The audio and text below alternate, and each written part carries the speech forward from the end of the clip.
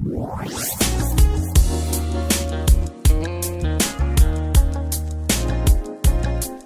the Lord, niggas. Praise him. Praise him, praise him, praise him. Welcome to Getting Grown with Jade and Keia, a podcast by, for, and about black women and men who are figuring it out all through the triumphs, trials, twists, and turns of adulting in the Just world like today. our intro. Right? I can't even speak. But I'm happy to be here. We back for episode 30 and everything like that right there. 30. How you doing? What's up, sis? Man, just getting through these technical difficulties per usual. You know, me and Keia be over here troubleshooting, and I be troubleshooting blindly. So, yeah, that's pretty much what my life is right now. How are you? I'm here. Yes. I'm doing okay. What's going on? Like, what happened this weekend? Anything? What did I do this weekend? Oh, it was Antoinette's birthday. She turned 30, just like this episode. Happy birthday, Antoinette. So we went out to Ode to Babel. If you are anywhere in the New York City area or in Brooklyn, Ode to Babel is my spot. Like, I love it. It's a small bar lounge. They always have dope DJs, amazing bartenders. Shout out to Maya. And they just really accommodated us for her birthday. So she had a grand time to the point where she's able to send videos today and say, why did you all let me do this? So that was a good time. We were up like we thought we were young, and we got in the house at like 6:30 and had to take Noah to dance at 10:30. So but that's what comes with adulting. You must do what you have to do. What about your weekend? You were out, weren't you, in the ATL, Shouty? I was in Atlanta. It was an uneventful time. I was just there working, No but clubs. I had a really good meeting. What did you say? No strip clubs? I had a really good meeting and an awesome, productive time at. I was at a residency for faculty that are aspiring academic leaders on their campuses. These faculty were from HBCU specifically, so we got some good. We had some great speakers and did some great not troubleshooting. You make me think of that word. Like brainstorming and workshopping and working together on developing projects for broadening participation on their campuses. So that was awesome. And I got a chance to hang out with Ronaldo. Hey, brother. Hey, boo. Prince, see the one. I got to hang out with him a couple of times and was supposed to meet up with Shariel, but she got a migraine and couldn't make it. So I hope you're feeling better, sis. And it was really an in and out trip. Sorry to everyone else in Atlanta that I did not get to see, but hopefully I'll be back in the area soon and we can kick it and catch up. That's so funny. And I'll be in Atlanta next weekend. I also will not be able to go to the Shake joint because I will be having a productive time with the For the Culture catering pop-up. Shout out to everybody who's bought tickets. You guys are still buying tickets. We're getting sales every single day, and ticket sales close tomorrow, Wednesday. So yeah, make sure that you try to slide in real quick before it's done. It's gonna be a really, really good time. But that sounds dope, sis. I'm happy that you're like out here really like businessing. I'm just, you're just out here professionally. I have to take care of myself, so I have to work all the time, every day. 47 jobs, not complaining because being booked is a blessing. Amen. What was I saying? So what? Before we get into the show, are there any? You want to take out the trash and talk about what's going on in the world today? Yeah, there's there's a couple things that need to be taken out. Sunny Anderson and her wigs being number one right now. I'm gonna let you have this because I'm just unfamiliar because I've really been in the bowels of work these last few days. So I'm just like, You were catching me up a little bit when we were preparing for the show, but I have to do my Googles and catch up. But I'm going to let you go ahead because from what I understand and from what I've seen on the Twitter, people are waiting with bated breath for you to get Sunny Anderson together. So please, the floor is yours. I'm sorry. I don't have like amazing crystal like reads. However, I will say that before we even talk about Sunny Anderson and her very problematic way of thinking, her wigs are trash. Those are the first thing that need to go out. They are the worst thing. On top of the fact that her food is not appealing. She cooks like a white woman with 2 11-year-olds in New Jersey. Oh.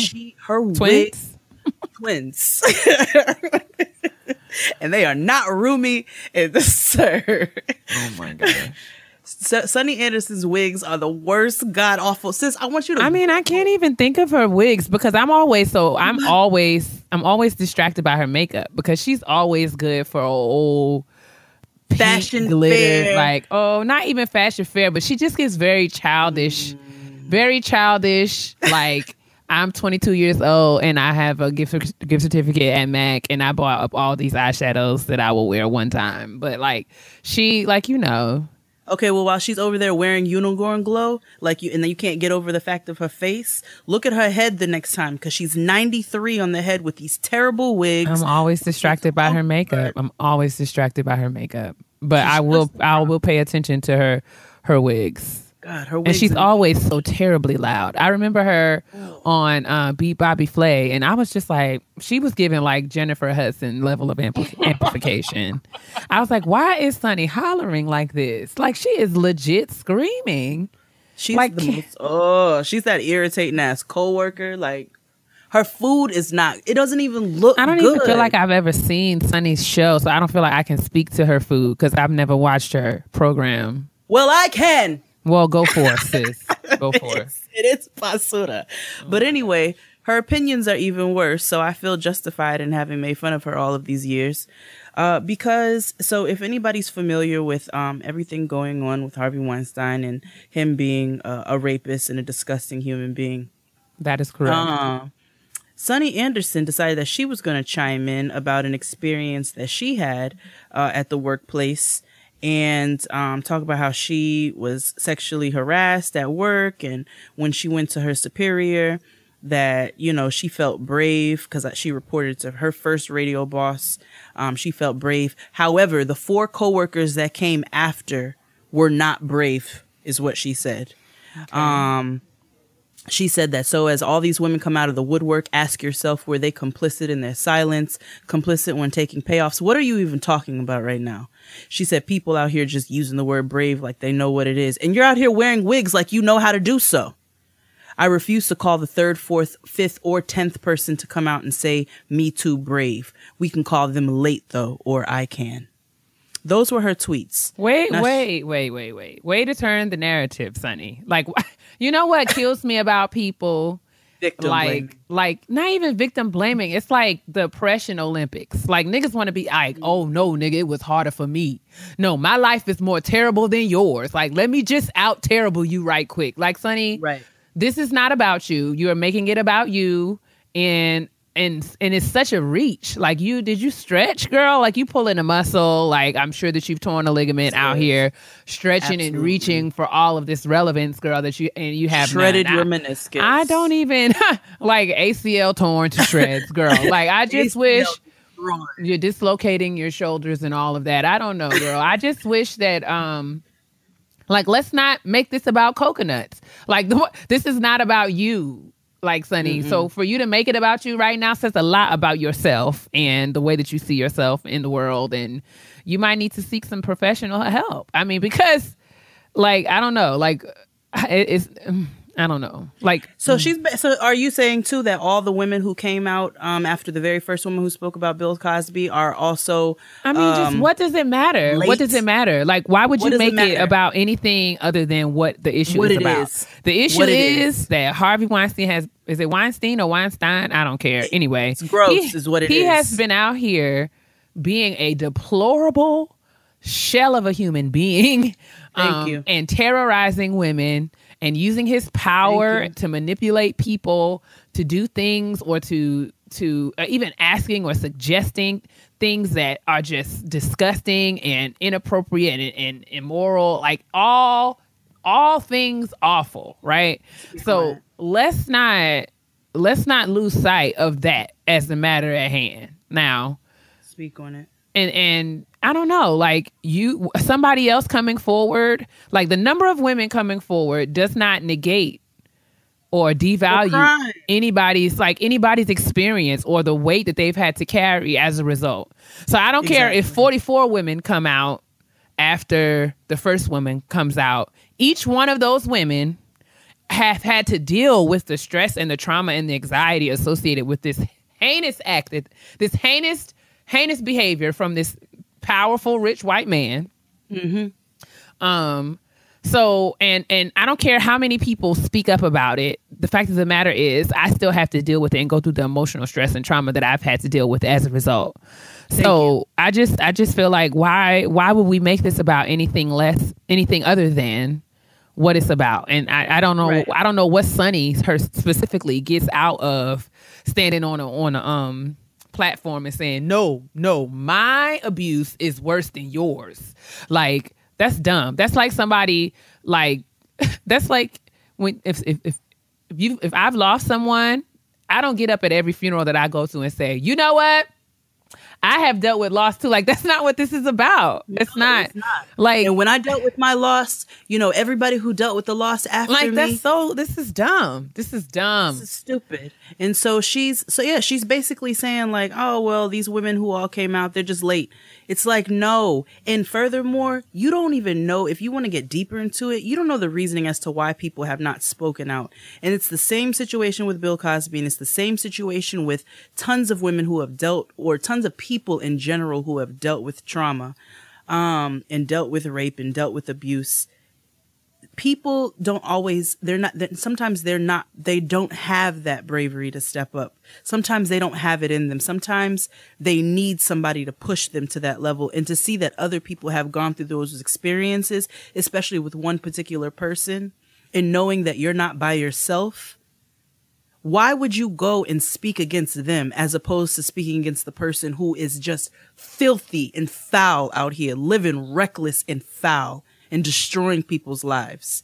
You're an awful human being. Everything about you is awful, physically and mentally and emotionally, and you need to go get help. And that's all I got to say about her. Yeah, I mean, the line at the bottom of all of this is that this is not Sunny's business, and all of this, is just evidence of the fact that she has not worked through whatever it is that, came as a result of her own abuse. And for that, I say that, I'm sad for her. I'm not excusing her behavior at all, but I just hope that she would, take this occasion to do some self-reflection and do her own work. Come on here, Iyanla, because that's all I'm hearing. It's just like, girl, like, you're clearly not healed from whatever happened to you. And if you feel like you have to, 10, 12, 15 years later after the fact, like, you don't even work on the radio no more, sis. Like, so right. You don't have to come out and Mr. Me Too this. Like, this is not. Nobody cares about anything. You know what I'm saying? Like, you don't have to make this about you. It's not about you. And we don't care. It's bad enough we've had to look at you all this time. Well, go with God, Sonny, and turn the volume down. Moving right along. And get you some black friends, because you can always tell when somebody don't have black friends when they got a really bad weave or wig. But anyway. That is true. Because there is just, friendship. It requires truth. The worst to leave out, I'd be like, you ain't got no black friends. And then the worst to leave out, I'm like, you don't have one black friend. Terrible. But speaking of people who have not healed and moved on from the from the traumas of their lives, so this week I watched Mary Mary on We. And I had the unfortunate opportunity of watching Tina Campbell and her husband Teddy counsel. And these were like just me giving like 45 air quotes. Like, that's all the quotes I got. Counsel. Houseway. Benzino. Benzino and his missing neck and his baby mother. The human chicken nugget. Like, Benzino look like Mickey Mouse. He don't have no neck. Head, shoulders, knees and toes. Knees and toes. Knees and toes. Benzino, where your neck at, B? Where your neck, though? Where your neck? Your neck is missing. It's gone. Amber alert, Benzino's neck. Man, it's in a silver Mazda. If every It's in a silver Mazda, license plate, HELLNO. That's right. 369 HELLNO. All right.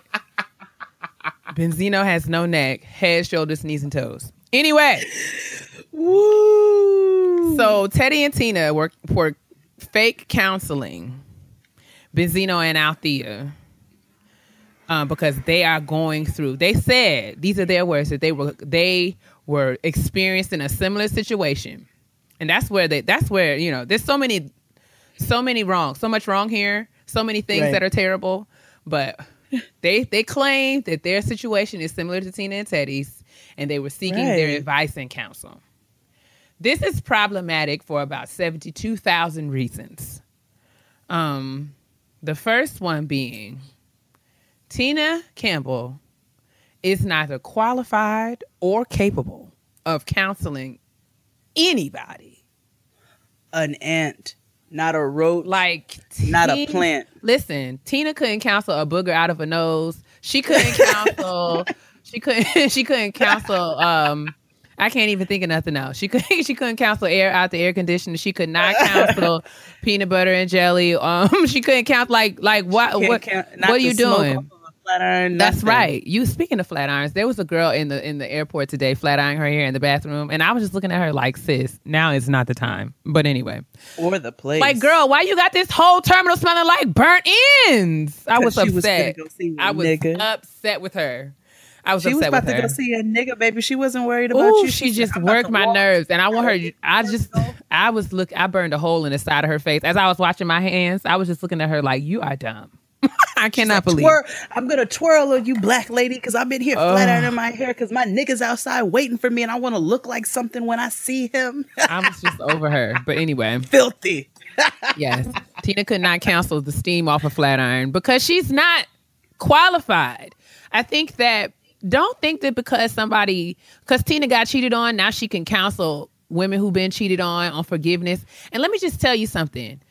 That is the first lie, because Tina has not forgiven Teddy. I'm going to tell you. No, because she won't stop talking about it. Talking about it. And she won't stop. She won't, she talks about it every episode. Every time there's a microphone anywhere near her face, she talks about it. And, I mean, her identity is it's like rooted in this now. So now she feels like she has to talk about this, but she has not forgiven Teddy. She has not. She wants to control the previous episode. They do some sort of like YouTube show or something where they talk about advice and couples and forgiveness and all that crap. And she got upset with him at that episode because he kind of took over the conversation, and she was like, you need to let me take the lead on whenever we talk about this because you cheated on me. And I'm like, girl, you sound real hurt and you need to listen. Like, I don't know. It's okay for her to still be working through her forgiveness. I don't know why she feels like she has to put on this front like all is well when we know that it's not. And furthermore, just work through it silently. Just work through it. And furthermore, don't lie on the Lord. Now, I'm tired of y'all lying on the Lord because forgiveness is totally a thing that the Lord tells us to do. But forgiveness must be it must exist along with wisdom. Like you're responsible for yourself. The Lord will not have you out here looking stupid and acting stupid and then just, caught up in a cycle of wrong on the basis of forgiveness. Like, that's whack. Forgiveness does not always mean reconciliation. Teddy cheated on Tina. Did we say it before? Listen, Teddy cheated on Tina 10 times that she knew of in their marriage. Now she want to get up on my TV talking about, I am such a super Christian because I forgave him. Girl, no, you didn't. That's not what this is about. Like, that's First of all, she be renting out these theaters and selling these 17 tickets, her and Teddy, and then she gets up. I just want to let you all know today we're going to talk about forgiveness. Oh my God, leave me alone. Because my nigga cheated on me. And look at us. We're standing here right now in front of you both. Look at him, Teddy Seeley. Look at him in his face. He's got shame. I don't know, man. The language, the way that we talk, the way that she talks about it is problematic for me. I am not suggesting that I am the authority on this. I'm not even saying that Tina should not forgive her husband. I think that that's something that they have to work through. But I just feel like you cannot wrap things up in a Pretty Little reality show bow. No. And just make it appear that all is well when people who have a failing tour. Exactly. When people who have rational thinking minds and two capable eyes and can see and can hear, and we can all perceive that this is like not a healthy situation, bullshit. Right? It's not a healthy situation. And I think it's really, really problematic for her to be out here telling people like Althea and other women to just forgive your husband. You don't have enough context into people's lives. And I think that what if you telling somebody to forgive and just stay in a situation that is unhealthy for them and their children? Right. If somebody does not care about you enough to not sleep with somebody else 10 whole different times during your 12-year marriage, then that makes, I mean, there's other things that you need to call into question about their character and their behavior. So you can't, I mean, and I'm not saying they haven't done this work, but I don't like the way that they have presented this situation on television, have people thinking it's all right and just giving niggas license to just be out here cheating because Tina said that she gonna have to forgive me because the Lord said so. That's not what the Lord said. The Lord says that, yes, we do have to forgive, but that don't mean that we just stay in terrible situations, because she also be stoning this nigga publicly. So if you're gonna be claiming to forgive this nigga, then don't be having him out here like Handmaid's Tale, throwing him in the middle of the pit. Shame. It's so bad. Bible. I hate it. Like, I literally hate it. It really makes me feel some kind of way. Like, it's not all right. And she talking about Althea's mother comes talk about Tina said, well, what's the problem? She was like, because Benzino was fornicating. I said, well, so was Althea, because they ain't married. Words mean things. So, like, so, I mean, I'm sure that she meant adultery, but I'm just saying, like, it seemed which it still isn't. Which it still isn't, because they are not married. But God bless their hearts. I mean, he was just out here creeping. You know what I'm saying? Cheating. Like, he was just out here without a neck doing what he does. And that's fine.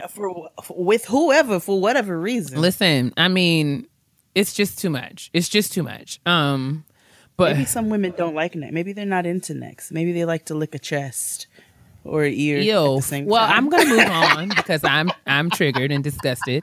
I just have one more thing that I wanted to talk to you about. I forgot to mention this when we were preparing, so just indulge me. Okay. Nelly. Nelly was serenading somebody's daughter on a stage, singing "I Can't Get You Off My Mind. I Think About You Over and Over and Over and Over." And I just want to know, where were the problematic police? Because I just was troubled on every side. Like, literally, like, this is so terrible. Needs to be laying low. He needs to be laying low right now. He got a lot going on legally. And I would just like to have a brief moment, a quick little powwow with this child's mama. Let's have it now. I want to just talk to her, sis, because you dropped the ball on this one. You dropped it in front of all of us, and I feel like the judgment that you are about to receive is completely warranted. You dropped a bomb on me, baby. So I want to have a conversation with her and all of the parents of the young ladies who are in captivity by Robert. Oh, like all of them. No, because I'm trying to figure out how this keeps happening. Like, your daughter wants a singing career. That's not the person that she needs to be going to. Like, Nelly is not, there's a lot happening right now with him. He's claiming that it's all innocent, but I'm just saying the optics were all wrong. Like, and I mean, if you even Google it right now, what do you say?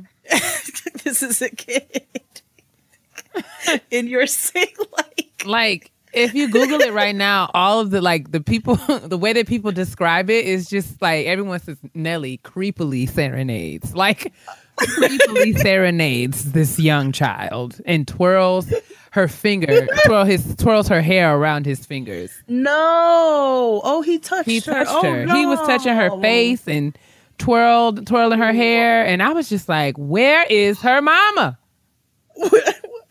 Over there clapping. No, because this baby could not know. Like, there's no possible way that this baby is old enough to know who Nelly is or what this song is about. Like, I mean, like, why was she there? Who takes their child to see Nelly? That's the first question. Why? Your baby don't know who Nelly is? Nor does she know what a tip drill is. When is the last time? When has Nelly had a song out?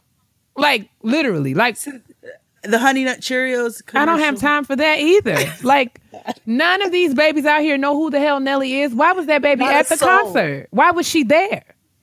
Listen, Noah has an extensive vocabulary for a 4-year-old, and Nelly's nowhere in there. Listen, because for what? Like, why? Why? But I want to go wake her up right now and be like, Nelly, so she can be like, who? What? Exactly. It's a problem. It's a problem. We just have to, I don't know. There's nothing else to be said. Nelly got to stop. And this girl's mother needs to be slapped. See, this is a cycle, and I don't like it. It's a problem. It's a problem. Ain't no more big mamas. Where's her mama's mama? Somebody needed to tell her that this is a terrible idea. You know what? No, Tokyo T is showing us that mamas are not necessarily where it's at all the time. Ain't no now. more big mamas no more, y'all. Ain't no more aunties or none of that. We gonna have to just. No, there's aunties. We're aunties. I do feel like an auntie. I feel like an auntie now that I have done this iOS 11 update and I don't know how to work my phone. I really feel like an auntie. Because I'm just like, what does this do? I hate How it does so this much. work? I don't like 11.0.3. I don't like any of it, and I wish I could go back. I really do, because I just don't understand I can't find anything. It's dumb. What are y'all doing? Like, what are y'all doing? I feel who's making this?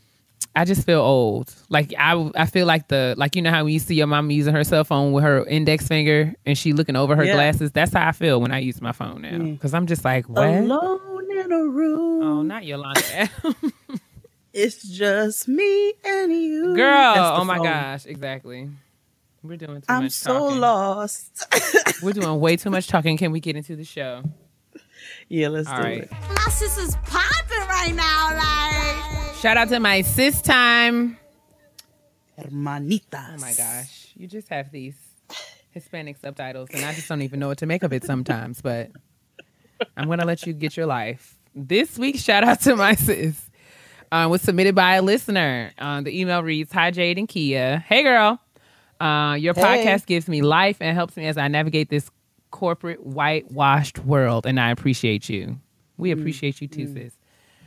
She said, "Today I wanted to shout out my sis Patrice, who not only types fast on the 9 to 5, but also owns a yoga studio, which is designed with people of color in mind.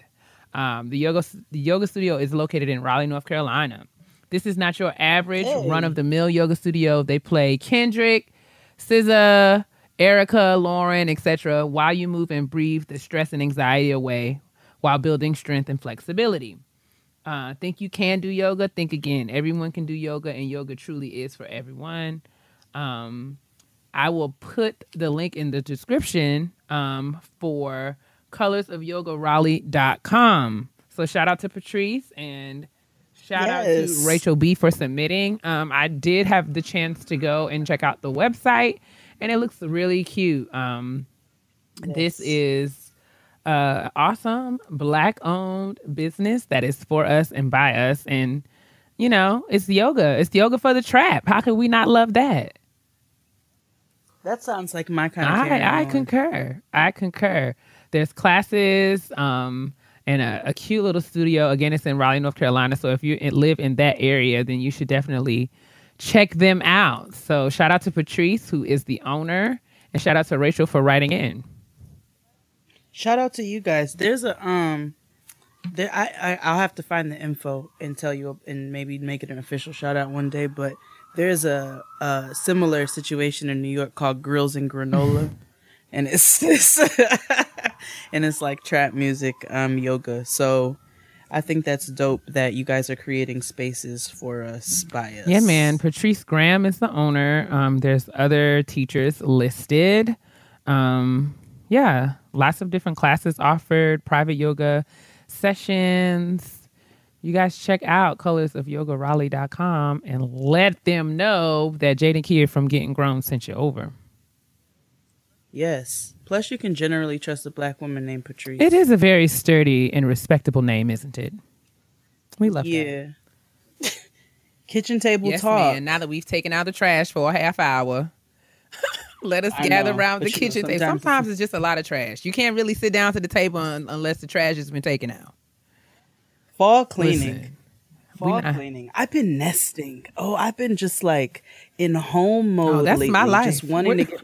Totally. Yeah. Like I just like, I mean, same. Like I'm always like, man, I need to do this. But I really am like, man, I need to do this. I need to do this. Me and Crystal were talking earlier this week about like how, you know, the weather is changing and, you know, it's getting cold. And we'd be like, girl, well, y'all thought y'all didn't see me much before.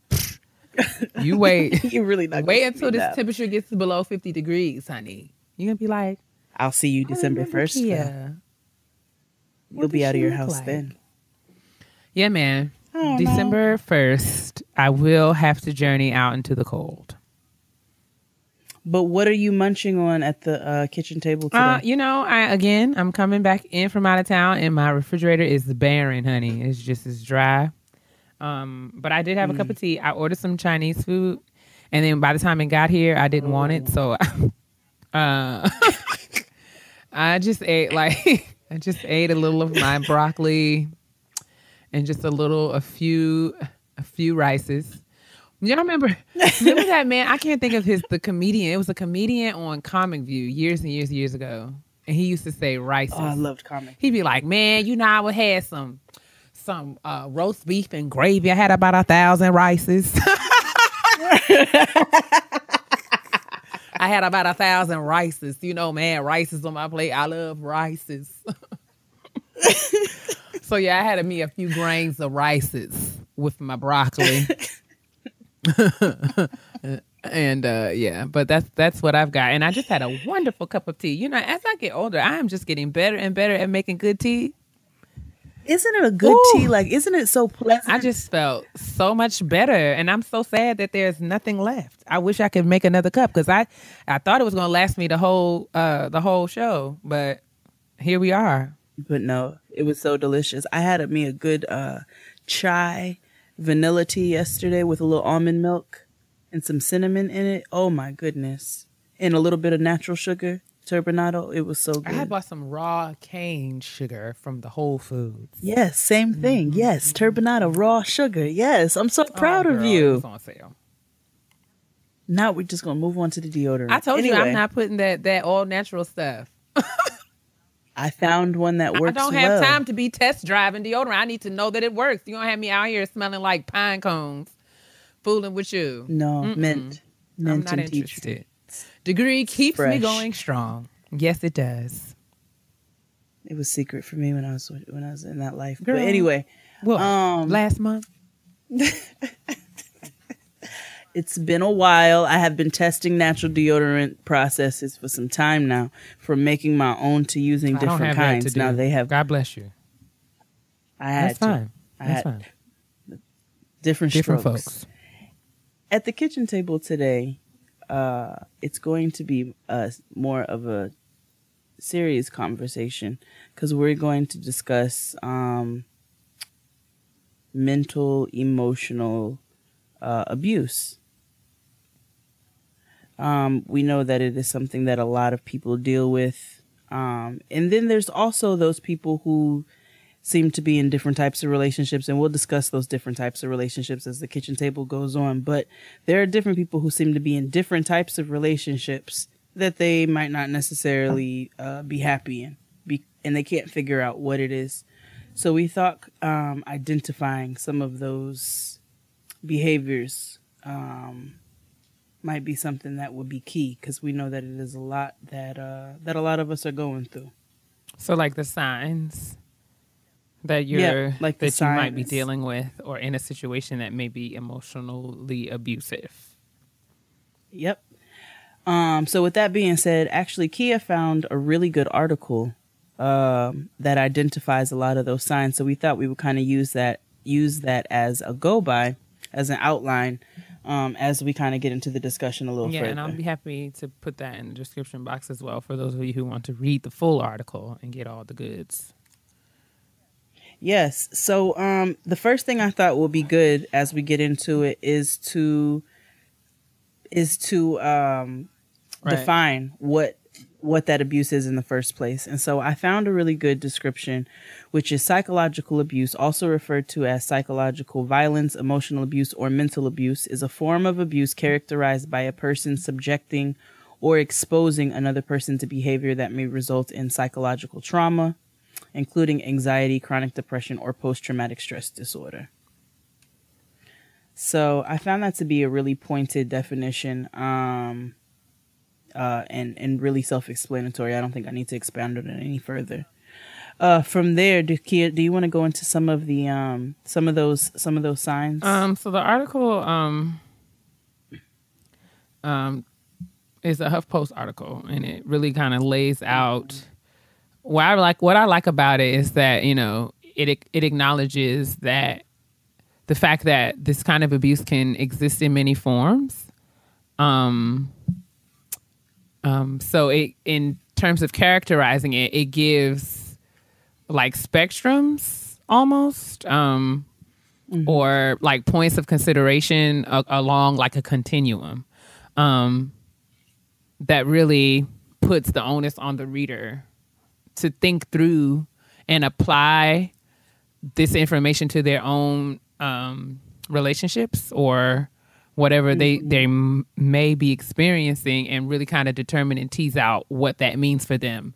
Because, you know, it's going to, you know, look and feel and be different for every person because it's relative. So exactly.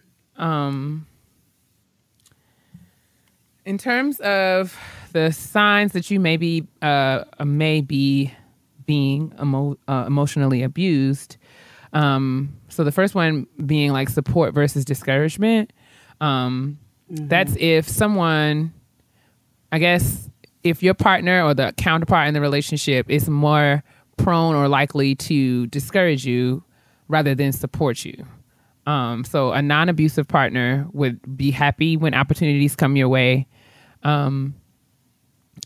Another, like an abusive partner may find ways to discourage you, find ways to dissuade you or keep you from progressing or trying new things, always offering, always, you know, not even playing the devil's advocate, but being the devil's advocate and just being contrary, and really counter to whatever, I mean, you know, whatever it is that you're experiencing, whatever that new thing might be. Another continuum is like someone who is more critical than like criticism versus admiration. So someone who would be more prone to put you down than they were to give you a compliment. I thought that this was, you know, a really useful one because, you know, a lot of times it's all about determining that fine line between someone who's teasing you and, like, you know, poking fun. Because, you know, we Jones people who we care about, like, and I know that that's probably an unhealthy practice, but it is very much a part of, at least it was very much a part of the culture of my house, my family, my friends, that kind of, you know, joshing around, playing the dozens, all that stuff is really kind of specific to the way that I was brought up. But there is a fine line that is often crossed. And if it's something that happens all the time, like playing around versus just being downright critical, is, you know, is the difference.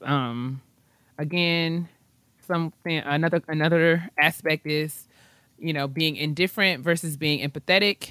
Someone someone who, if you're going to someone who you're in a relationship with and kind of sharing what your hardship is, sharing what is upsetting to you, sharing what you're dealing with, and they kind of brush it off or tell you to grow up or tell you that you should be stronger, not necessarily giving you constructive feedback or pushing you in a constructive and positive and productive way to work through the problem, but more so kind of downing you or just being completely ambivalent or like, I don't really care about what you're going through, girl. It's not about you right now. Downplaying what you're going through versus someone who will be like, dang, like, all right, I'm so sorry that you're feeling this way, and being a listening ear, and then when you're ready, being someone who can help you think through ways to move forward, whatever that may mean. Or even somebody who, when you're going through a hardship, who has to come back and, like we talked about earlier with the Mr. Me Too, come back with the hardship that they're going through, like completely downplaying what it is that you're going through. That is a form of emotional abuse. That is a form of the empathy versus indifference. And then number 4, the balance versus the chaos. So that, we all strive for peace within our relationships, because that's when they feel good. You know what I'm saying? But in an emotionally abusive relationship, they thrive on turmoil. So how is that balance within that relationship? Are you guys, is it constant friction? Or is it something that somebody feeds off of? Is it something that they have to have? Or is it something where they try to resolve issues in a peaceful manner or in a balanced manner? And so if it's a state of constant chaos, that's something that you might need to reevaluate or contemplate, talk to somebody about, whatever the case, journal about, but something that you need to work through.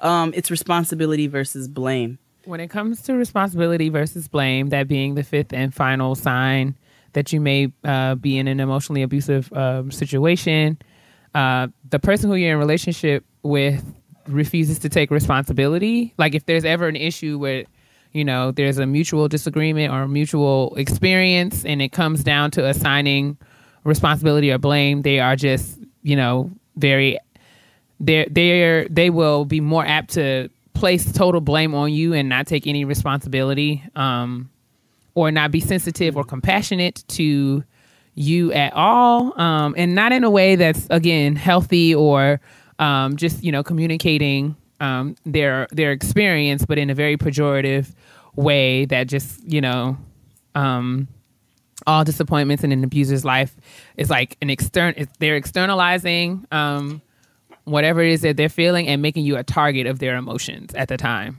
So if you're in a situation where, you're being just constantly blamed, you're constantly the one, you're constantly the bad guy, constantly the person who is at the root of all the issues, and dealing with someone who just refuses to see and acknowledge that the hand that they play in different situations. And, that might be a case where you're being emotionally abused. And I also want to say that, emotional abuse is tricky because it's not, blatant. It's not overt like physical abuse can be. It's not, or even sexual abuse, even though sexual abuse can exist in, in the shadows for some time, and it's often hidden away. Emotional abuse is even more difficult to identify and deal with because it's like insidious, and it's really passive. It's elusive. It kind of, and it's almost relative because, it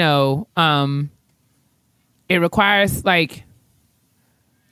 it's easy for one to argue that, they didn't mean it. And I mean, it's hard to kind of point at and say this is abuse.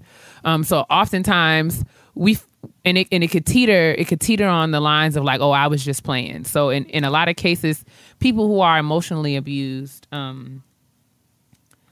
they tend to cape and develop coping mechanisms when they're abused. Like they say, oh, they minimize it. Oh, it's not that bad. He's just playing. She's just playing. They don't mean it. So it's hard for people to kind of point at, and oftentimes if it's happening, someone has to be very intentional about calling it out and really kind of saying this is abuse. And I don't this is why I feel it's abusive, and this is why I'm not going to tolerate it anymore. And like you said, it's not always harsh or mean. It's not always so external. Like a lot of times it's very manipulative.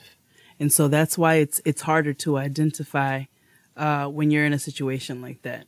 No, I was just saying it's very subtle. I also wanted to bring out the point that, a lot of times people think that it's just one-sided, that, in relationships, men are harsher than women, or, it's always, it's happening one way, but it's easy because it's something that is so latent.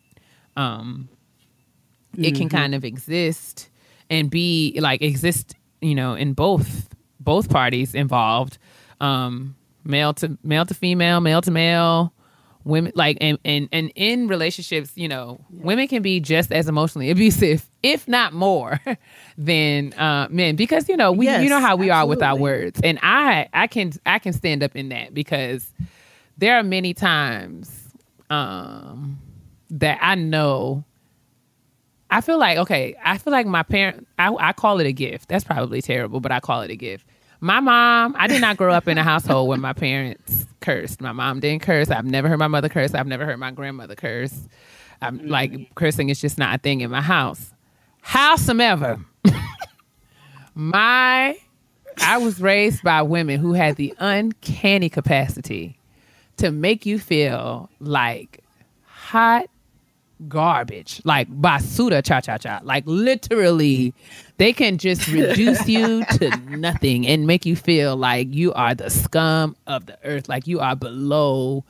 You listen, they could make you feel like the worst of the worst. Exactly. Words mean things. And I feel like I have adopted that. It has been passed down to me, and I have been in situations, in instances where I knew that I was saying lethal things, those of us who have a way with the words, even though sometimes I bumble and fumble over my speech, but I have a command of the English language. I know how to put the words together. You know what I'm saying? I can, I can get you together, and I can recall where I have said things that I knew when I said it out of my mouth that I was crossing the line, and I did it because I could. So I said that to say that a lot of times women can be just as emotionally abusive as men can be. So I just wanted to make that point clear. Like, we're not saying that, I don't want it to be a one-sided thing where I'm saying we're talking about abusive men who are in a relationship with women, or, that it's not a thing, or even in same-sex relationships, or it doesn't even have to be in romantic relationships. Emotional abuse can exist within parent-child dynamics. It can exist in sibling dynamics. It can exist in all kinds of other family dyads. It could exist in friendships. It could exist in business relationships. It is totally a thing, and it has no the nature of a relationship has nothing to do with its prevalence or existence. I'm glad you brought that up, because I'm glad you brought up what you brought up about women being how we also have the ability to be emotionally abusive, or people in general in any relationship that we're in, we have that ability to be emotionally abusive. And so while this was originally to identify signs, and I'll get a little bit into why we wanted to talk about this today in a second, it's really good that we self-identify a lot of these behaviors to make sure that we're not exhibiting them, because we all have the ability to do so, especially when it works to our favor, because that's where a lot of this emotional abuse comes from. A lot of it comes from insecurities and bigger issues like that, but sometimes it comes just from, us wanting things a certain way, and so we try to manipulate a situation in order to get it to have it done that way, or we want somebody to feel a certain way, and so we will manipulate that situation in order to carry that out. But it's really, really important that we identify a lot of these behaviors in ourselves as well, because we don't want to be exhibiting that behavior. I think it's important to say that the position of the show, or in my position at least, it's not calling out one party over the other as an abuser, but just kind of giving or arming ourselves, myself included. I mean, as I'm negotiating and dealing with all different kinds of relationships in my life, it's important for me to know this information beforehand so that I can be proactive in the way that I deal with people, and not just be out here, you know, being irresponsible for my own actions, but, you know, right. And also being irresponsible for the way in which my actions influence the lives of the people who I'm in relationship with. So I want to get a little bit into why we wanted to have this discussion in the first place. I think it's really important. Again, this is not for us to try to like blow up a bunch of people's relationships and say, okay, you see how you're dealing with that and you're dealing with that and you're dealing with that. That's emotional abuse. Now you need to do something about it. That's not the reasoning. I know quite a few people who are dealing with a lot right now, and I'm not going to put people's business out there, you know, with names or anything like that, but I have a person that I know who is going through a situation where, and it's more of a drastic and harsh situation, but it's with a loved one, and I use that with air quotes as well, who does things like, who tears them down by telling them things like nobody else is going to want them. Or they're gaining weight and they need to do something about it. That can destroy a person emotionally. And when you profess to love somebody, that comes with a responsibility. And that comes with a responsibility in how you communicate with them, and how you communicate with them, and how you help them to look at themselves. Because while self-esteem is an esteem of self, it's something that we're responsible for ourselves. Those who are in our lives as our loved ones, and as we are in other people's lives as loved ones, and we want to build them up, we want people in our lives who are going to do the same thing. And it's never okay for you to stay in a situation where somebody is talking to you like that. Somebody is putting that in your head where you start to feel bad about yourself. You know what I'm saying? And again, this is more of a drastic situation that I'm speaking of right now. But just those small signs, those can lead to bigger things. I remember when I was in a relationship, very young, and the person that I was with was a very insecure person, and I wasn't an insecure person, and they were able to completely flip that around and turn it around on me, where I then became an insecure person, because they pushed all of that off on me with constant belittling and constant accusations. All of that, false accusations, belittling, all of that are forms of emotional abuse, psychological abuse, and mental abuse. And it's never okay for anybody to be treating you like that. And it can be just as pointed as physical abuse. You know what I'm saying? For somebody to be tearing your character down like that. I know I seem like I'm kind of all over the place, but it's just something that really hits home for me. It's something that I'm really passionate about. I get viscerally angry when I hear about anybody that I know going through a situation like that. But like Keia said, it can come in so many different forms with so many different types of relationships. Again, if we're going to speak to a romantic relationship, another way that somebody can manipulate you or be abusing you mentally and emotionally is financially. If you're in a relationship financially, I know Fran has spoken about it, and she's given me permission to speak about it, so I'm not just putting her out there either. But she's spoken about being in a relationship with somebody who kind of had a one-up on her financially. They kind of had a little bit more exposure in the world. She was young. She came from more of a poverty mindset. She was raised in the PJs. You know what I'm saying? Didn't come from a lot of money. And so she's dealing with a person who was able to put that money in her face, who was able to use that and use their power to make her feel a certain type of way. That's also a form of emotional abuse. Totally. Anybody who will use anything as a means to control you in any way, shape, or form. It could be information. It could be, I'm thinking about if you tell someone something in confidence and then they continue to use it against you, or they threaten you, blackmail you, or even like not even. And I know that people have worn this word out, and it really just drains me to use it. But like shame is also a big thing, because I think, you know, like the internet usually does, people have started to think about or have started to assign different meanings to the word shame. And I don't want to get into right. I don't want to get into that too deeply. But in the traditional sense of the word, when someone shames you for something, like they cause you to feel as though what you're doing is wrong.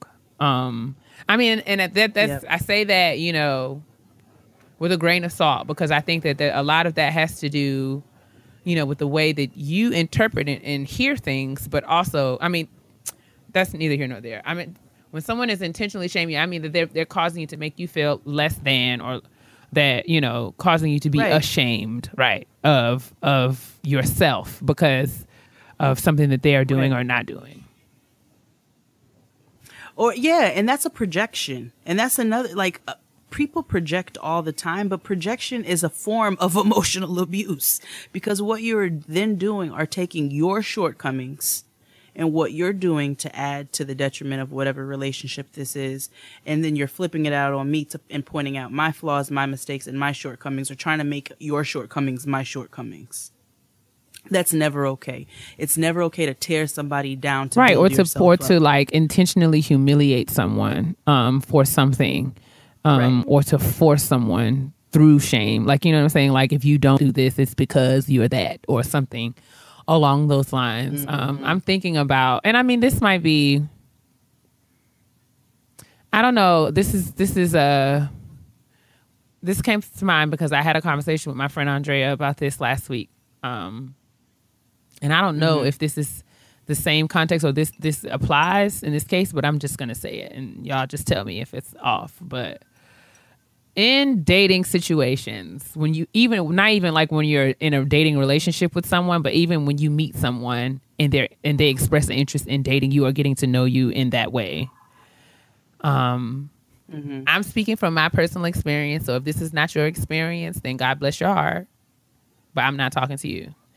So I have experienced lately, like, and I feel like it's gotten really bad here lately. So I don't know if it's just me, but I feel that certain men, I don't want to say all, but certain men really go to very sexual, like their conversation gets very sexually charged, and to me, by my standards, inappropriate very quickly.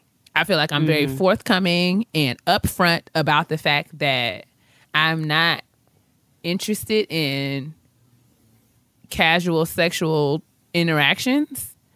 And, you know, when I express that, it seems that, you know, everyone's in agreement. We're all good. We're just getting to know one another. We're all good.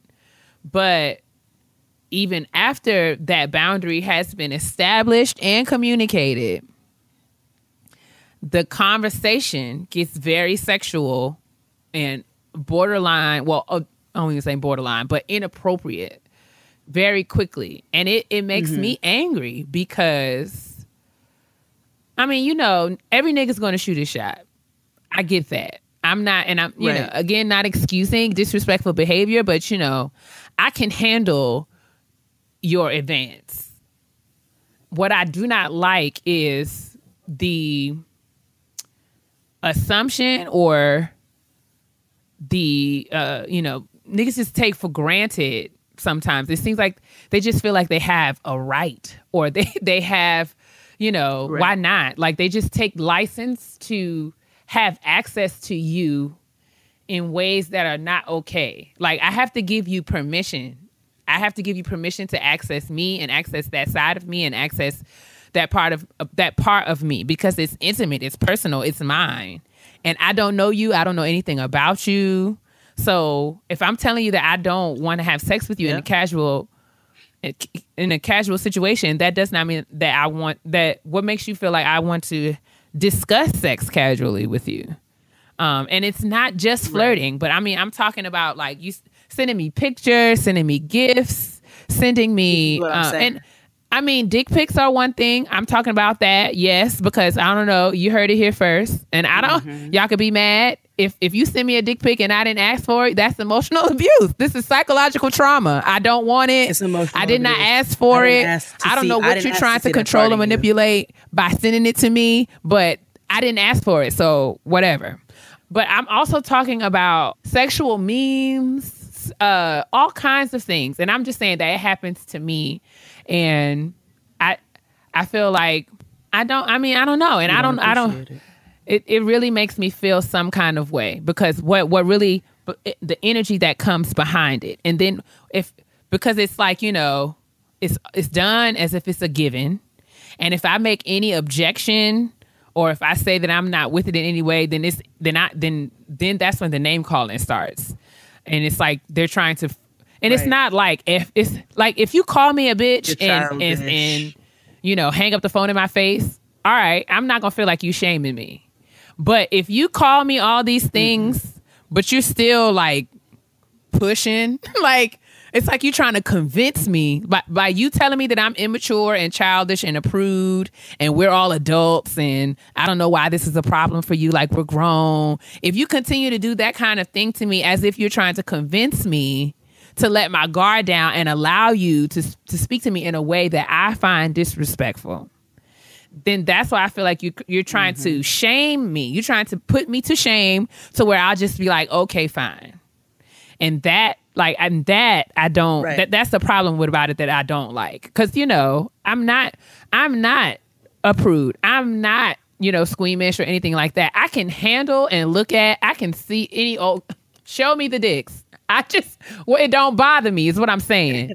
I'm saying what bothers me is that people feel like they have access to me in a way that I don't, like, that I have not, agreed to or allow or given you permission to have. Like you cannot just take for granted that it's okay for you to engage with me in this way because I don't know you, and for you to force yourself on me in this way is inappropriate.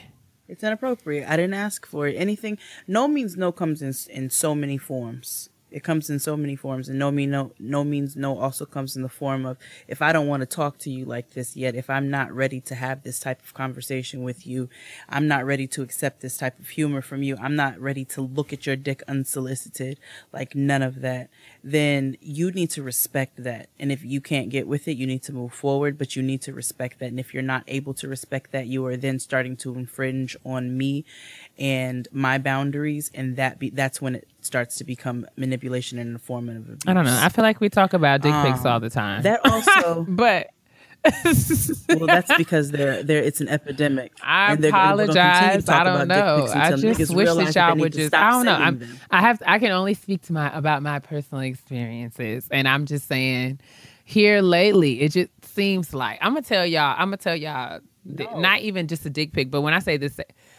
This guy, I don't know if y'all seen the meme. It's a meme of a woman's throat. Have you seen this meme? It's a meme of a woman's throat, and it has like different points. And it's like, you know, at the deeper you get into the throat, like you get like the gift gets bigger. So like it starts out at like an iPhone 6. Okay. Oh, yes, I have. Like yes, and then it goes to like a car and a house. So this nigga sent me this picture and legit asked me, what you driving off in? And I'm just sitting here like stunned. Like, nigga, are you serious? Who are you? I just feel like, what angers, like, who are you? I don't know you. I don't know who you are.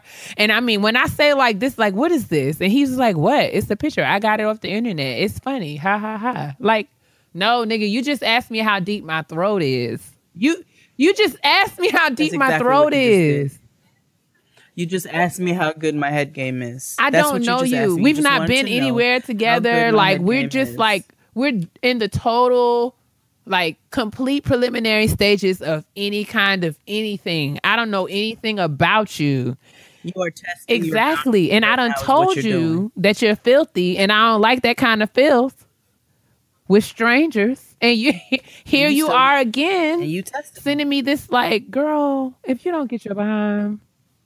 Tiptoeing all over my boundaries. What do you tiptoeing mean? all over them. Like, we all adults here. Everybody's here. Everybody on this phone is grown. Blah, blah, blah, blah, blah. Like, No, you telling me to grow. You grow up, nigga. Use your words. You don't have up. no other conversation than head. That's all you got?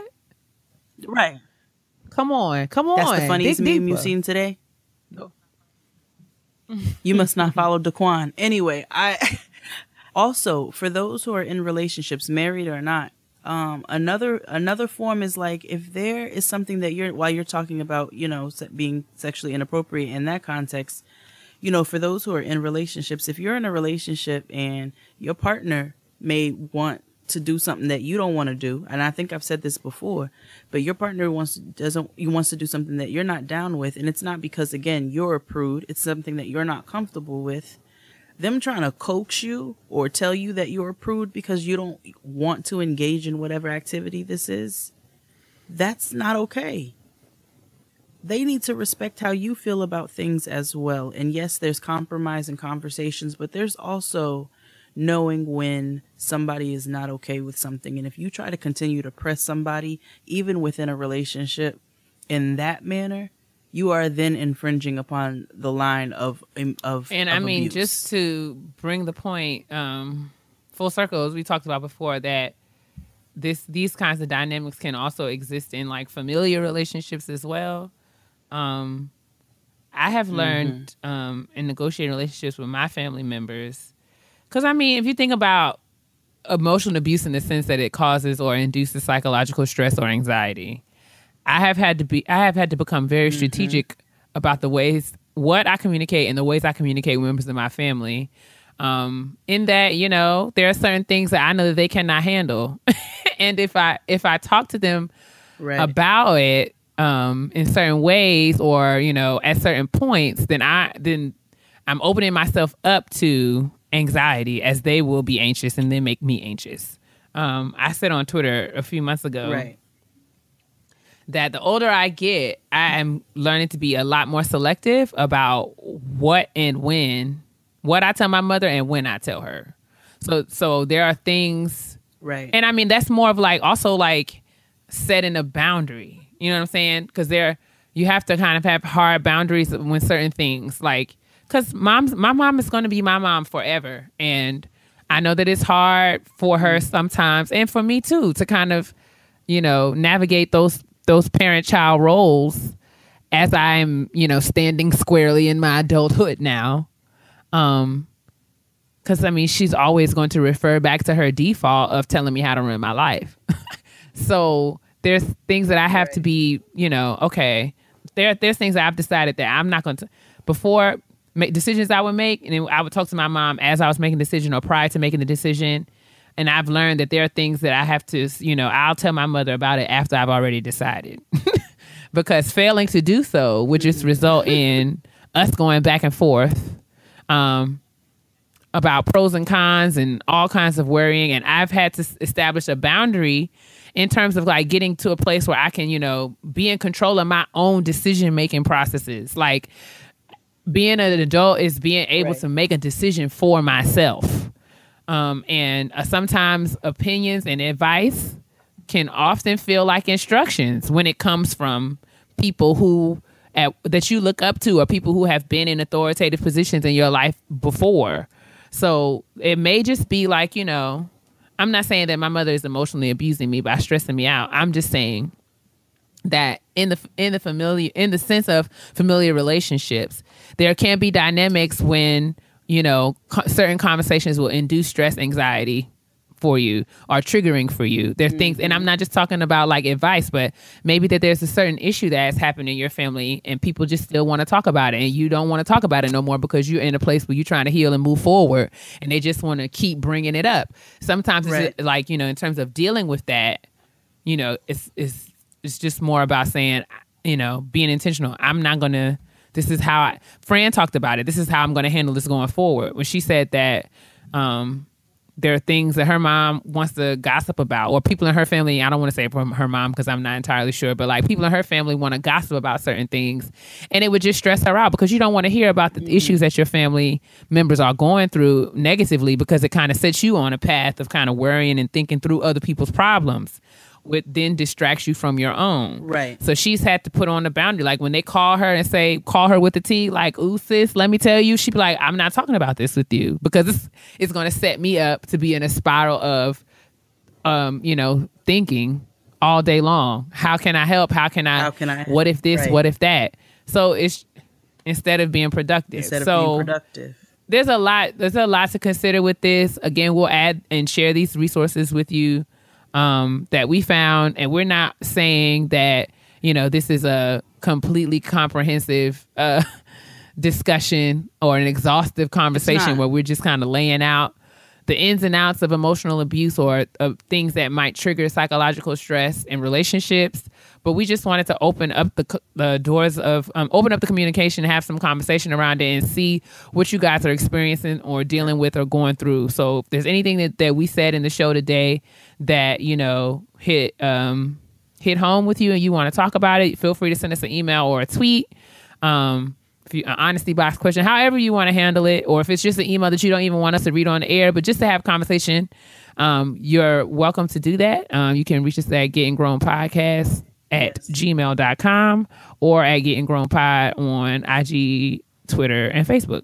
We really did want to just open up the conversation because we've had a lot of personal conversations amongst each other, just about different situations that we might be dealing with personally or loved ones that we know who might be dealing with different situations. And so we know that this is a very it's something that a lot of people deal with, and they deal with it in different forms, and it's something that comes in so many forms and something that needs to be talked about, so that we can identify it in ourselves and in our relationships, so that we can continue to have healthy relationships, because ultimately that's what makes life enjoyable.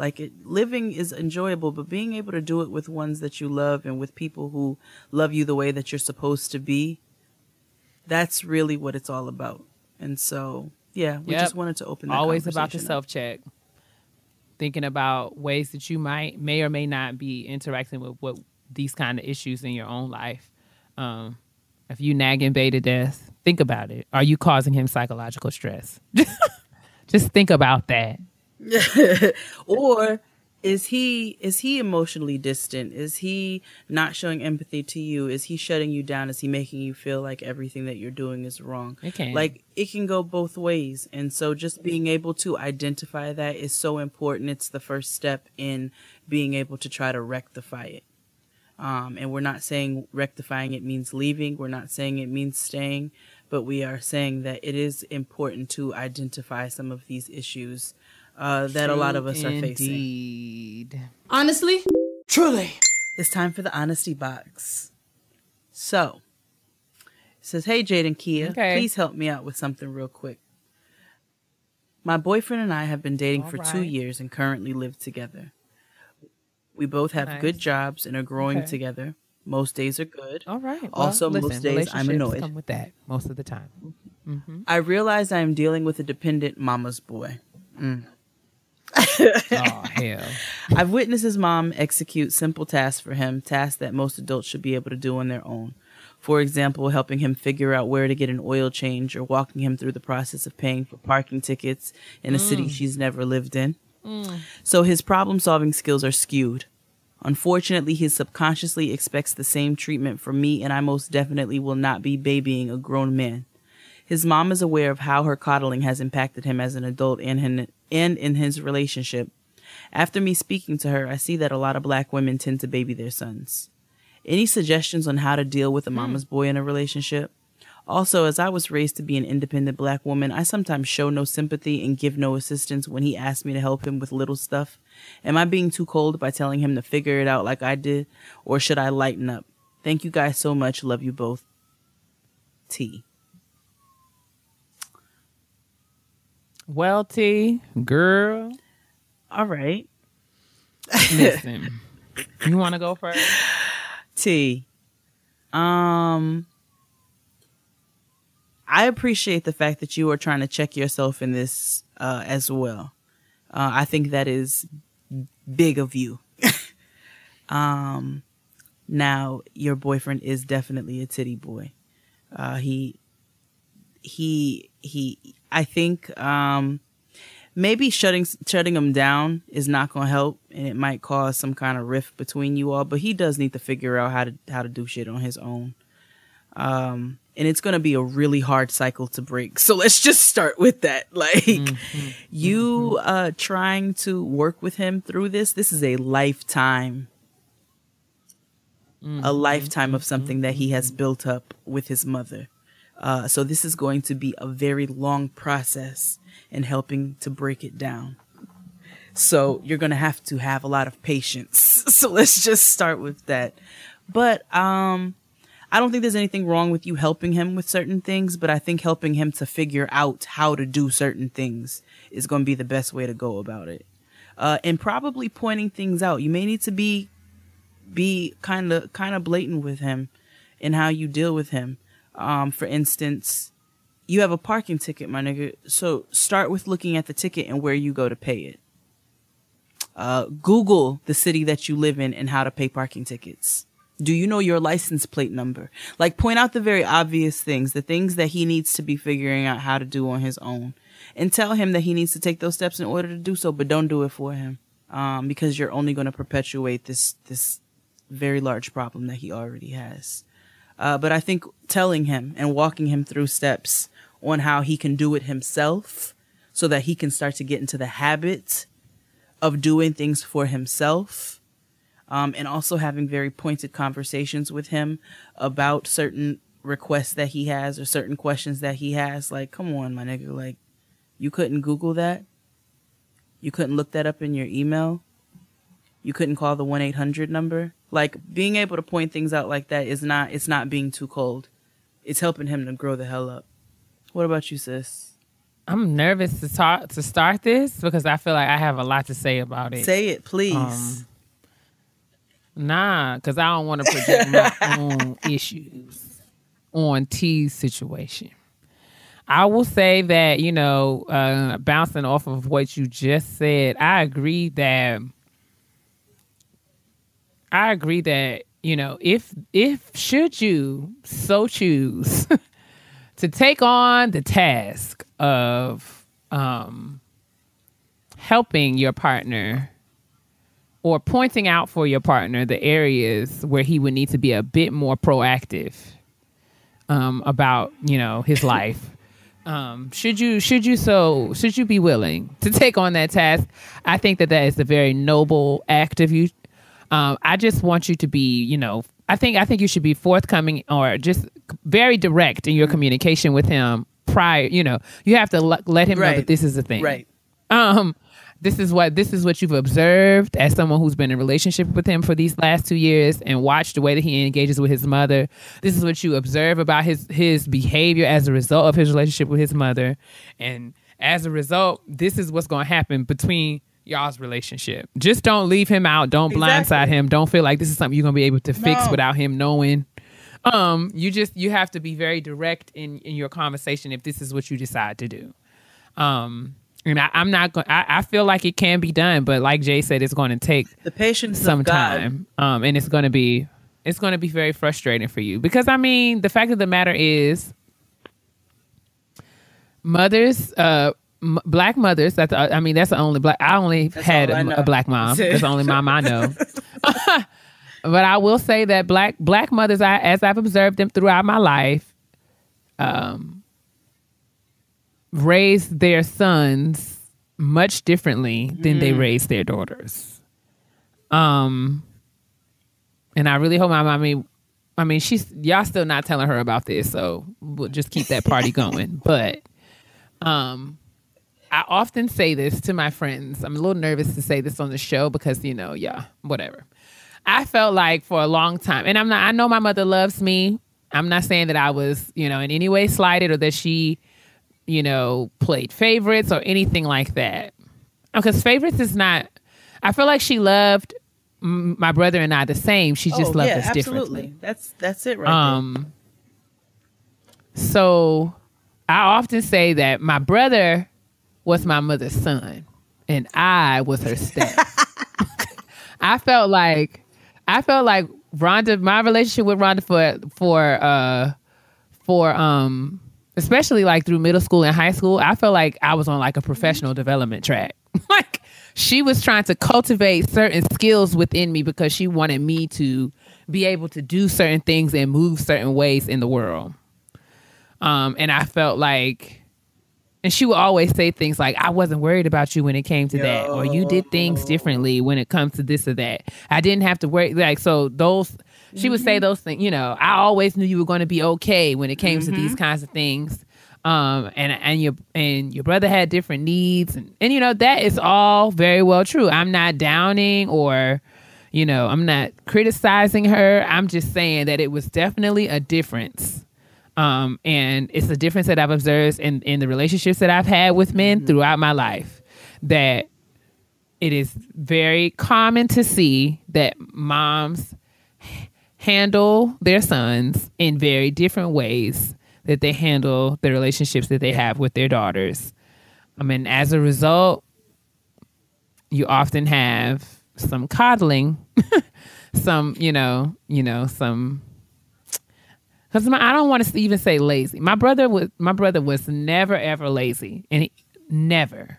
So it wasn't to that degree, but my mom was much more willing to do things for him than she was for me, in terms of certain things like filling out paperwork or, you know, following up on certain deadlines, like especially when it came to college and financial aid paperwork and making sure things had to be in the school on time. My mother was never like, it was just communicated to me that it was my responsibility to handle those things, and you do it, like figure it out. But when it was my brother's turn, it was just like, we've got to help your brother with this, and we've got to do this for your brother. We got to do this. Your brother needs this, and I've got to go up here for your brother. And I'm like, well, you didn't do any of that for me, sis. Like, you just didn't. Like, you just did not. Like, he needs to know how to do that too. Certain chores, things around the house, like I had to iron, I had to do certain things he didn't have to do.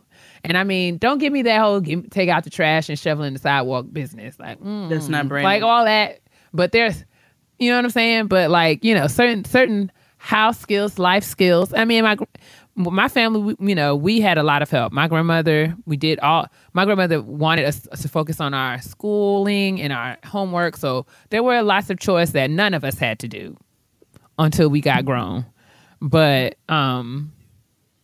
there was still, even with that being said, there was a difference in the way that, we were treated. And it definitely had an impact on the things that I knew how to do and the things that my brother knew how to do. So it's definitely, like Jay said, it's going to be a task. It's going to be, because it's a process of unlearning. It's a process of, acculturation. Like you literally have to grow this grown man up all over again. And for something like, I think, and even in that case, I think my situation in my family, even though it was something that I felt and saw firsthand, it definitely wasn't as bad as things that I've seen in other, like, no, not at all. But like fixing plates and all that stuff, folding laundry. Like, I have seen some really extreme and terrible cases of tittying. I just felt like, and for a while, it took me a while to put my finger on it, because I just thought that, I mean, when you're young, you think, I just thought, I was like, my mom was just on fool with me. Like, she fooled with my brother. Like, there were times when I would like fall or hurt myself, and she would be like, you're being dramatic. Get up. Life goes on. And then this nigga come downstairs with a paper clip or paper cut or a splinter, like, Mom. He was like, oh, Lord, let me, oh my, like, it was just, oh, Lord, let me see. Bring it here. It's like, it sounds like growing up with a brother is like growing up with a younger sibling, because I was the oldest. I remember I broke.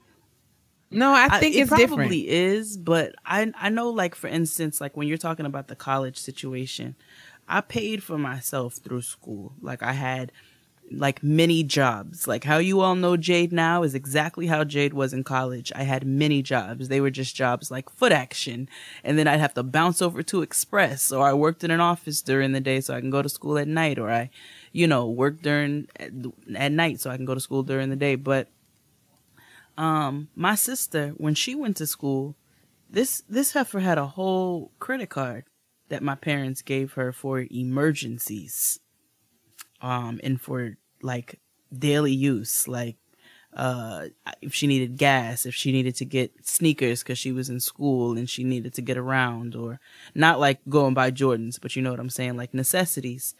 And I was trying to figure out where all that was when I was in school. I was trying to figure out where all that was when I was putting myself through school. Or, they would help her with her financial aid. They would help her with whatever payments that she had, her books. Like, they were just there for whatever she needed financially, and for that support. And my mother would tell me the same things. Like, I don't worry about you when it comes to certain stuff. Like, I know you, I'm not worried about it. Or even with how I would handle myself with certain situations, there would be a lot of coddling on her. And it would be like, I don't, I know you're going to be all right. So I'm not really worried about it. But, and it did make for who I am now, and it made for who you are now. You're not Dr. Keia for no reason. You know what I'm saying? But again, fair. I mean, she might have been on to something. She was on to something, but I know it can seem real harsh in the moment. Clearly we both like, triggered because we got totally off the honesty box. We be like, well, what's up? No, we told her, like, girl, it's just going to take some doing. It's going to take some, because he's had a lifetime of it. Another thing you might want to do, because it sounds like you had a conversation with his mother about this. I don't know if you want to send her to do that, though. I don't know, because she said she had a conversation with her, and the mother admitted that she has helped to make this boy the titty baby that he is. And so okay, what do we do now? She's not going to stop. She's not going to stop because she does not know how to stop, just like he doesn't know how. But she might need to have a conversation with him too. Like, I have done way too much for you. Well, I mean, if she's willing to do that, then I guess. But I don't know. I don't know. You ain't willing to do it, but that's just me. I need to have some context. I would need some more context into the nature of the conversation that she had with this boy's mother. If you have that type of relationship with her, because again, I'm going off of the fact that it sounds like she's had this conversation because she said the mother admitted it. So that's the only reason I brought that up. If the mother has admitted it, see if there is a way for her to also put it in his head that she's maybe babied him a little bit too long, and there might be some things he needs to start trying to figure out for himself. But you yourself, as the woman who's in the relationship with him now, you, like he has said, you need to have that conversation with him. Let him know what it's getting ready to be, and then take those steps. I mean, because he could very well be like, I'm good. I'm just go ahead and find me somebody who's gonna make my sandwiches. Right. And then your time just is be prepared for that. Your time is not wasted. We talked last week about difficult conversations and how you need to be prepared, or 2 weeks ago about difficult conversations and how you need to be prepared for whatever response you receive from those. Did she say how old they were? No. No, no, but that could also play a very big role in it. He still could very well just be a baby, which means it might be easier to do this because you're starting from early. But yeah, I would have a conversation with him. Let him know that there's a rigorous training that's getting ready to happen. There, you know what I'm saying? There's some like prep him. There's some serious working out that we're getting ready to do. And I just want to let you know what the meal plan is and what the workout routine is going to be, because this is what we are getting ready to be doing 7 days a week. Gird your loins. Let him know that this is all for the betterment of him and for the peace of your relationship. Well, there you have it, sis. And I want to be very responsible of the things I say to my sister, because everybody know I can be real petty. P-E to the T-T-Y, honey. Grab your petty and come on and join the parade, because it's Petty Peeps time. P-E to the T-T-Y, honey. We're going to act like Jade was ready. Oh, yeah, because I was even though she was not. Do you want to go first, or shall I? You go first. I have a petty peeve of my very own today. Mm-hmm. And I realize that many of you we'll probably not agree or we'll feel some kind of way. And you're entitled to that. But this is my petty peeve. It is my peeve. It is me being petty. So just, let me have this. If you don't agree with it, that's your business. You're entitled to not agree with it. I'm not coming for any one person in particular. I'm just speaking very generally.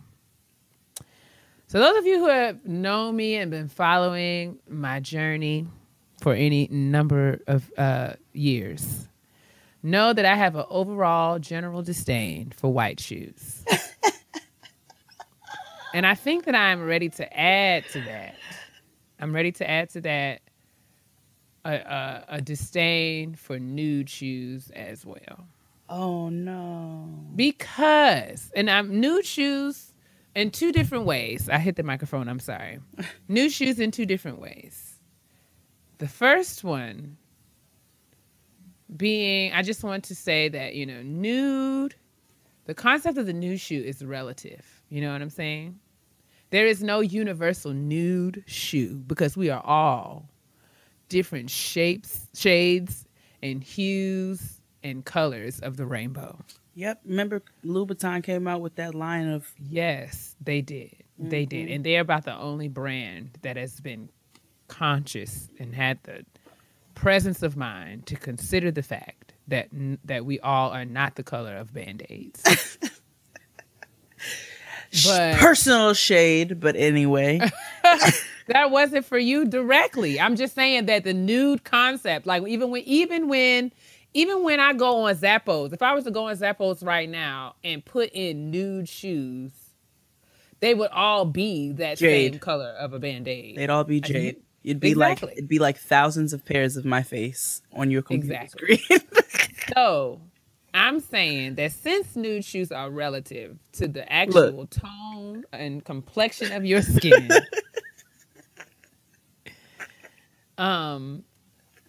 you have.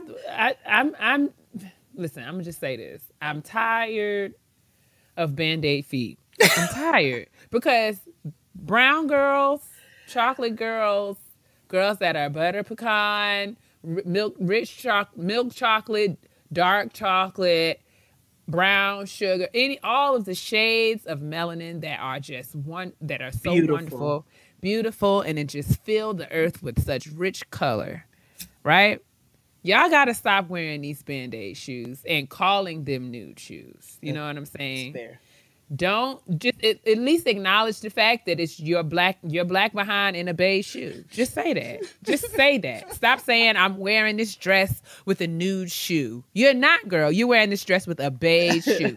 You wearing manila folders on your feet, sis. That's what you're doing. So stop lying to me and stop lying to yourself. That's all. Secondly, there's another thing, another trend that I have been noticing. That is just really sweeping the nation, and I just don't get it. Maybe it's because I don't generally like nude Band-Aid color shoes as overall. But I'm most especially peeved by this whole I'm gonna wear all black. I'm gonna wear black everything, a black dress, a black outfit, black shirt, black pants, black drawers, black hair, and I'm going to wear this all black look, and I'm going to put on a nude shoe. Like, for what? Just put on a black shoe, sis. Like, for what? What is the purpose of the nude shoe? Like, why? Like, you had a concept. You had a theme from the head to the toe. We're seeing all of this black, and then we get to these Band-Aids, and I just don't understand why. Like, for what? Why? Just explain to me why. And I mean, I know that, Kim Kardashian is really, really like the queen of this. Yeah, and I get it. Or clear she's short. She's short. And I know the girls feel like these Band-Aid color shoes make their legs look longer. Okay. That is not my ministry. Listen, that's what they say. It's not my ministry, not my plight. Oh. I thank God that I have a lengthy leg. I'm a little bit taller than the average Jan. I know, right? Girl, you make me sick. Because we're just out here with our girl, I'm our talking. stems. You're done. I'm talking and you're finished. Our stems ma'am, are just ma'am, lengthy. ma'am. You're interrupting my peeve. That I don't ever. This is another petty peeve I could get into. People who want to be tall so bad that they lie to themselves. It's fine. You don't get to play tall and not have to deal with the trials and tribulations of being tall. That's going to be a petty peeve for next week. Nope, you're done. You're finished. As I was saying, there are those who feel, and I get it, that they say that the nude shoe elongates the leg. That's never been my struggle, so maybe this is just I don't have a dog in this fight. All I'm saying is, why not black shoes? If you got on a black outfit, why not black shoes? What is the purpose of you putting these Band-Aids on your feet? What if they want a pop of color? That's not a color. It's not a pop of color. It's beige. It's nude. Oh, you got a pop of color would be an actual like color, like a primary, secondary color, like red, blue, green. I'm trolling. Orange, purple. I know. No. I think you put in this ace bandage color shoe on your foot. It's not a pop of anything but stupid, as far as I'm concerned. Now, if you wear your black gown and your nude shoe and you feel amazing, girl, I wish you all the best, honey. Pay me absolutely no mind. I'm just saying that I don't understand it. That's all. Just look to Tracy Ellis Ross for your fashion inspiration. She never goes wrong. Tracy has nude shoes that are her shade of nude. Because she's my shade of nude, which is all nude shoes, like you said. And Tracy also wears white shoes. But I'm willing to look beyond that and support her for the fabulous black woman that she is. Oh, my God. Amazing. All right. So my petty peeve is also my own this week, and it's super petty. Per usual. No, usually they are very valid. Okay. But my petty peeve is when I want to be mad or irritated about something, and then somebody pulls me out of that and makes me laugh. That irritates me. Just let me stand in whatever emotion that I'm feeling. This comes today where I was very irritated that I actually chuckled at street harassment because I was in the bodega and I have two buttons in my hair right now. And a man says to me in the bodega, "I like your hairstyle. Look at them two little woo-woo ponytails. That's cute. That's cute." He said woo-woo ponytails? He said, "I like your hairstyle." He's like, "Those two little woo-woo ponytails. Those little twists." Would have told him that. I would have showed him I am grown, sir. Are you kidding me? That is why this is my petty peeve, because I wanted to be irritated so bad. And I halfway was. But when he said my two little woo-woo ponytails, I had to stop and look and laugh at myself. And I was... Who you mad with? You got to yes. be mad. Okay. Yeah, no, that's what my petty peeve is. You pulled yourself when out I of want to be irritated about something. and you pull yourself out of the irritation, you want to be mad? Okay. I didn't pull myself out. You did, because nobody else told you to laugh at that corny behind joke. That's dumb. It was woo-woo ponytails. But it wasn't rehearsed. It wasn't rehearsed? No, he was serious? That does not make it funny. That makes it sad. Oh, my Lord, girl. This is petty peeve. Where's my fan? It was funny. It was funny. My two little woo-woo ponytails, they're cute, but you know what I'm saying? That wasn't really what I was expecting, and I just had to chuckle a little bit at it, and then I was mad at myself for chuckling at it, and so that's why I myself am my own petty peeve. But anyway. Okay. All right. That and then Apple. Apple is my petty peeve this week because I have had a slew of issues with this stupid phone. But anyway. I bet you're not going to get no Samsung, though. That's what I know. You know I'm not. won't nobody be dealing with them green bubbles. Now, you know, I'm not here for green bubbles. That just means that my text didn't go through. So that is another episode of Getting Grown. Yes, it is. That is a song of praise because we are exhausted. This shit is done for the night. Ooh, she is tired. Okay. Oh no, you're speaking in Tamar. So, oh no, listen, let's not give Tamar that. Hello? She can't take all of that. I know, but she just ruined it. I feel bad because, you know, as irritating as Tamar is, she makes me laugh. I know, I feel and I just feel like if Tamar and I were to be in the same space, we would have a good time because we laugh at the same things. That's why I wish that she would just not be so much. And I also wish that she would stop lip syncing because Tamar can sing, and I'm tired of these cold microphones. She sings better than Tony. Did you see? Oh, she does. Did you see Tamar on Wendy performing this? Hello, ma'am. No. No, I didn't. She performed. I have to find the link. I'll send it to you. She might as well had just done a video and premiered the video on Wendy because that was nobody's live performance. Why would she do that? That mic was so cold. It might as well have been an ice cream cone in her hand. I could literally see the air blowing from her mouth. Like you could see her breath.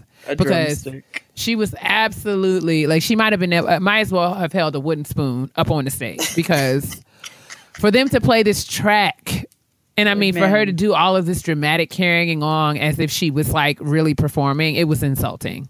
You're singing into a brush. It's like, Tamar girl, what? And I mean, Tamar can actually sing. Like, Tay got the goods. I think she's the best singer out of all of them. Honestly. I feel like I like Tony. Tony is a legend in her ways. And not a word from you. I think Tony and Tamar are just as dramatic. Like they are dramatic, but it's just manifests itself in different ways. Both like the way how Tamar be like, "Oh my God, yes ma'am, yes God, yes her." Like that's how Tony sings. I'd rather be on exactly. My own. Yes, on my own. Oh. 7 whole days. She's also bordering on that Anita Baker without closing her mouth. One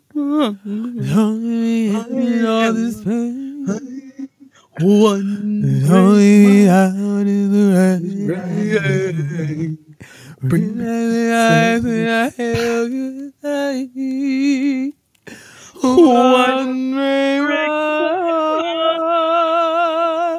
See? I didn't close my mouth one time. Sure didn't. All that drama. See, all the drama that Tamar brings like to her reality show personality. Tony been doing that for years. You're right. But just, you know, to a babyface produced track. Every single time, because we've clearly seen that Babyface can pull her out of any funk. I love Babyface. Let me tell you something. I'm going to let you, we're just talking like the show's not over, but let me tell you something. If you having a bad day, listen to Whip Appeal. You. When I tell you that song always brings me up out of whatever funk I'm in. Whip Appeal. Because when I tell you that Babyface is begging. Come on and lay on me. Listen, Babyface is wherever you want. All right with me. Sing. You got that Whip Appeal. Come on, baby, on me. Better, sweeter. Yes. Oh, you've got it. I'm about to listen to it while I take my makeup off. That nigga. Listen, now I'm gonna go listen to it. He well wherever you want. I said they don't beg like this no more on music. Now all they want to do is. His begging was way better than Genuine's. It's just like, first of all, like, just listen to Whip Appeal this week, guys. It'll make I'm you about feel to listen better. to it right this second. I promise. If you're having a down day, and you can just send me a tweet and be like, girl, yes. Okay, Babyface did that. So clearly what you all need to do is listen to Whip Appeal, mind your business, moisturize your skin, and drink your water.